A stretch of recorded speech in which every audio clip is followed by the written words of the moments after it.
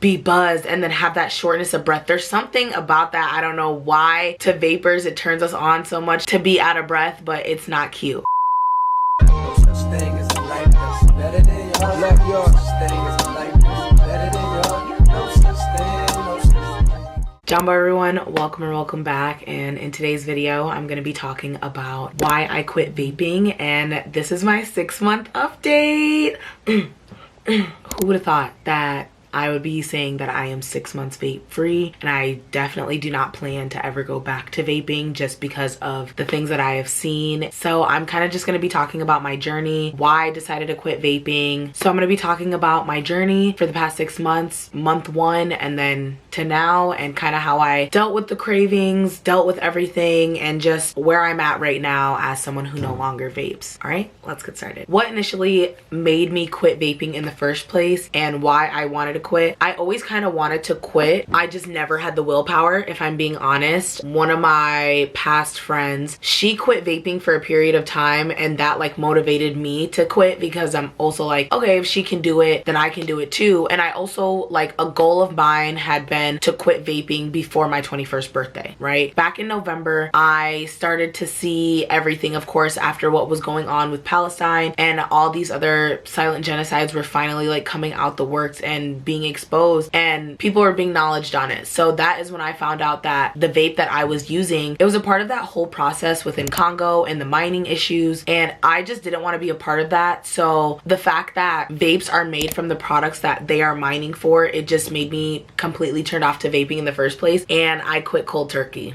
Yeah, which is so crazy to me. I'd always tried to wean myself down like on 30 nic or even on 0 nic, and when I did 30 nic, I was chiefing my shit 10 times harder because I wasn't feeling buzzed. And then when it came to the 0 nic, there was no point in me buying that in the first place because I never used it. So it was just, I was wasting even more money by trying to wean myself off than just going cold turkey. The way that I went cold turkey is I knew that whenever I was in the gym, I was in the gym for an hour to 2 hours, which is always the longest time period that I would go without vaping, and I would just ruin that kind of streak when I would get done with the gym, come back in the car and chief my vape on the way home and be buzzed and then have that shortness of breath. There's something about that. I don't know why to vapors it turns us on so much to be out of breath, but it's not cute. So that's kind of like what also gave me the nudge to really quit, is like the first like hour or to 2 hours, you know, is hard enough. And also another thing, so going back to the friend that quit, she started vaping again. So that's where I'm like, okay, well, what the fuck? And that made it even harder to quit because I'm like, well, damn, like if I thought we were gonna be in this together. Another thing that made it even harder is that I was a heavy vapor. Like when I say heavy, I knew I had an issue when I was chiefing my vape in my sleep. When I would wake up in the middle of the night, reach over, grab my fucking vape, and then go back to sleep. That's not okay. And I know there's motherfuckers out there who do that shit. That's not normal, okay? That's not normal. So that was when I really started to see like, damn bitch, you have a fucking addiction. And I always said I wanted to quit, but I just didn't know how. So that was ultimately when I heard everything about Congo, and I was like, you know what?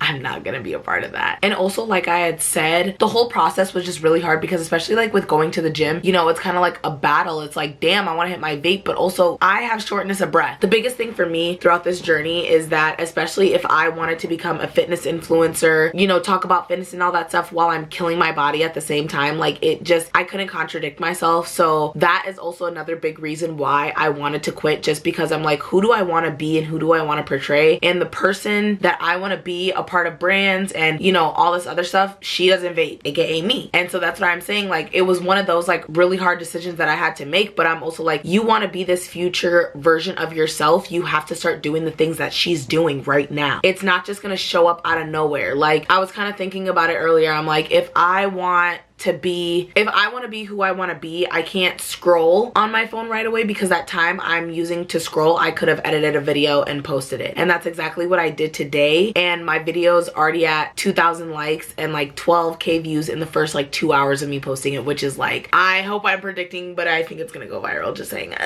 Okay, but that's just like what I'm saying is like the version of myself that has everything that I want to have. Vaping was not a part of that, and therefore I had to quit vaping in order to grow a following doing in order to be able to grow my muscles the way that I want to. We'll get into that later on. But at the end of the day, it's kind of like the sacrifices that you make now will pay off in the future, because now it's like I'm finally able to like be around people who vape, and I'm not like, oh my god, I need a vape. That's why I have this. So I basically want to talk about the first month and how fucking hard that was. If you haven't seen my YouTube video already, I did document the first basically week to 2 weeks. Yeah, basically 2 weeks of me quitting, which is so crazy to look back at, because I'm just like, wow, that is like a completely different version of myself. And I'm just so proud of that girly for quitting, because if that was me like 2 weeks and you know, whatever, look at me now. So basically, like within the first month, what I noticed, the biggest difference that I noticed was my shortness of breath. So once I quit, it was probably after the first 2 weeks. I was at work, and usually, you know, I'm a server, so I'm gonna have to talk these sentences and the breaths in between. Basically, I kid you not, when I'm talking to a guest and when I'm like explaining something that has a really long explanation that takes a lot of words, I didn't get out of breath as quickly. I was like, whoa, I just said that whole sentence without having to go, because I'm not out of breath anymore, because that fake air isn't sucking the life out of me anymore. So that is like one of the biggest things that I noticed. And with the gym too, I was able to not be in pain. Oh my god, that was another big thing. I would always have chest pain, and I thought it was the end of me, because I'm like, ain't no fucking way. That was one of the biggest things, is having that chest pain and like fearing, damn, every time I'm hitting this, I'm literally risking my life, and I wasn't willing to put up with that anymore. After that first month, it was really just taking things day by day, which is probably one of the biggest things that I could have done, was just taking things day by day, having those oral fixations, drinking water more, just as the sucking motion, because at the end of the day, that's what vaping really is. And that's ultimately the reason why I also got a cart and kind of replaced hitting a vape with a cart, which is better in my opinion. I don't care what people have to say. I quit vaping. I did that for y'all. I did that. That's enough for me. I'm gonna hit my cart. Thank you. Once the third month hit, I was like, oh, okay. It was more so like psychological cravings after that, and just really telling myself, bitch, you don't vape anymore. That's not you. Even when you're around people and they offer, be like, no, I don't vape anymore, because the progress, that was the biggest thing for me, was the progress that I was making was not worth the one mistake that it would take to hit a vape. And I think it's almost even worth more just to buy carts for me to not hit it. And I've even been going without carts for a little bit, just to prove like, oh, okay, you can just smoke bud. But carts also just help with the convenience of being able to hit it anywhere and not having to take dedicated time to smoking. You could just hit it real quick and be high. So I think it's almost like the same as like a buzz, but obviously smoking is a lot more acceptable. I don't know if I talked about this, but also I don't have any mucus anymore. As gross as that sounds, whenever I would just cough or even just like clear my throat, there would be a good amount of fucking mucus, and it would make it almost seem like I had bronchitis. And it was gross, because it's just like every time I cough, you would just hear this phlegmy ass cough, and I'm just like, ugh, that's just not cute. It's not cute. So that's like another thing that I did for myself, was, you know, being able to clear my throat and it's not mucusy or sounding like I have goddamn bronchitis. And also another thing was, I was just very agitated. You have to think, you are taking yourself off an addiction. This is an addiction. A lot of people are addicted to nicotine in general, and vaping is just vaping is the most convenient way to get nicotine.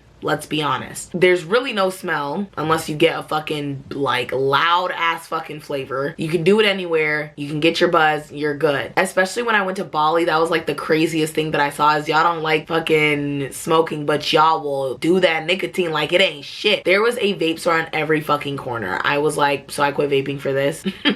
Oh my gosh. Okay, if you didn't also know, I'm a very, very vivid dreamer. Like when I got dreams, I got dreams, okay? And I kept having dreams that I was vaping, and it was freaking me the fuck out, because I'm like, ain't no fucking way that I feel like I'm losing all my progress right now. Like, don't play with me, please. I don't have the time. Don't. So it's also like, in a way, my subconscious was kind of like missing vaping in a way, but then it, like, the feeling that I felt in the dream is essentially what I would feel in real life if I actually hit a vape, which is what I don't want to do. There's no reason for me to hit a vape ever again, because I have an addiction to vaping vaping. Yes, because technically addiction is always active. I have an addiction to vaping. I quit that addiction, but that doesn't mean that if I ever crave into my cravings that addiction can't come back. And I just don't want to go through that again, especially with all the hard work that I've done and the documentation that I have here, which is also another reason why I'm documenting this, is to hold me accountable. Bitch, you can't vape because you got on your YouTube channel, oh, I quit vaping, da, da, da, da. So I don't want to hear it. I don't want to hear it. Having those dreams really freaked me the fuck out because I'm like, no, I'm not gonna lose all my fucking progress like that. I'm good.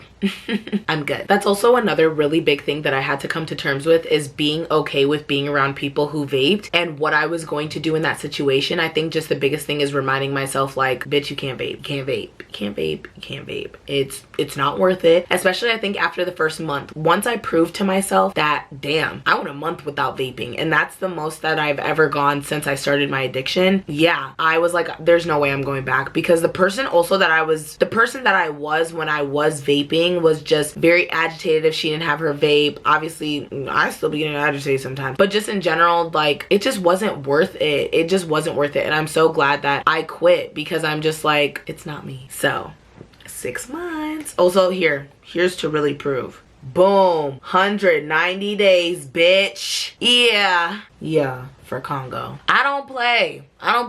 So hitting 6 months, I never really feel inclined to go back to vaping at this point. I feel like I've made too much progress, like I said, to even backtrack and do that. I know that drinking gets dangerous when you're not a vapor, and some about having that cigarette when you're under the influence is whatever, or hitting that vape. I'm good, baby girl, because I'm good. Another big thing is, I guess a way that I've kind of curved it is smoking a blunt every here and there. I've never really been a blunt girly just because of the way that it hits my throat, and I don't like that. So I've always been a joint girly. That's like my go-to. I really like smoking joints. It's just like the easiest as well. Hits the best, quickest, all that other stuff. It doesn't have you dying exactly, but yeah, smoking blunts is like here and there, and like I can definitely feel like a different high because of the nicotine, but other than that, it's like I really don't crave it. I'm making this video just because not only have I grown on social media, which is proof of I'm turning into the person that I want to become by doing the things that I'm supposed to be doing, staying consistent, all that jazz. I want to prove to you guys that we should try to quit vaping, because genuinely we shouldn't keep supporting the genocide that's going on in Congo. And also, I saw a girl who was throwing up blood, and I already have emetophobia, so imagine it being blood.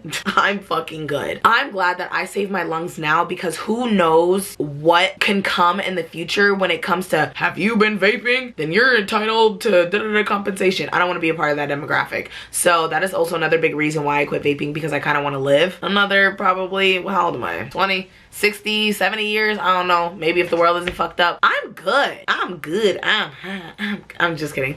But genuinely, if you want to quit vaping, comment down below. I will try my best to help you out with some tips and just what I did. Like I said, I did it cold turkey, and it's possible because I did it. So that means you can do it. Let me stop jibber jabbering. And yeah, I hope y'all enjoyed this video, and I'll see y'all in my next one. Bye, y'all.